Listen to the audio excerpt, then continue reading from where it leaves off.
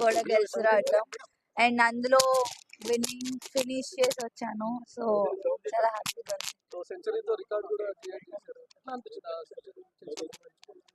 చాలా బాగుంటాయి ఎందుకంటే మా నాన్న కూడా అక్కడ ఉండే అది కొట్టినప్పుడు ఇంకా స్పెషల్ ఉండే నాకు ఆ మూమెంట్.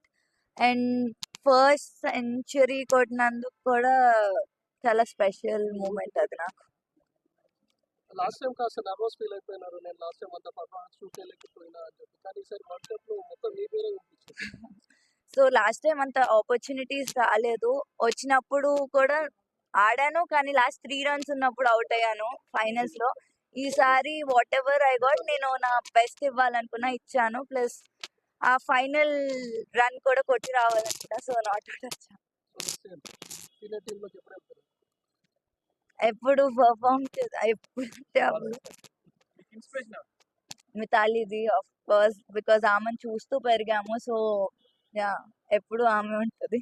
సో త్రిష గురించి ఈరోజు ఎంత మాట్లాడుతున్నారు, మీ ఫాదర్ కూడా అంతే ఫేమ్ అవుతున్నారు. మీ ఫాదర్ గురించి నేను క్రికెట్ స్టార్ట్ చేసింది నాన్న వల్ల, అమ్మ నాన్న వల్ల. వాళ్ళు లేకపోతే నేను ఇక్కడ ఉండేదాన్ని కాదు.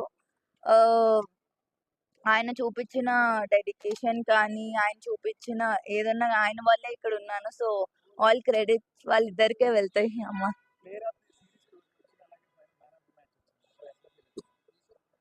చాలా హ్యాపీగా ఉన్నానండి, బికాస్ లైక్ నేను ముందు చెప్పినట్టు లాస్ట్ టైం అంతా అంటే ఆపర్చునిటీస్ రాలేదు. ఈసారి వచ్చినప్పుడు చాలా నా బెస్ట్ ఇచ్చి ప్లేయర్ ఆఫ్ ద టోర్నమెంట్ అవటం ఇంకా స్పెషల్గా. ఐ మీన్ అమ్మాయిలు కూడా స్పోర్ట్ ని ఒక కెరియర్ లాగా చూస్ చేసుకోవచ్చు, జస్ట్ నాట్ స్పోర్ట్ అన్నట్టు.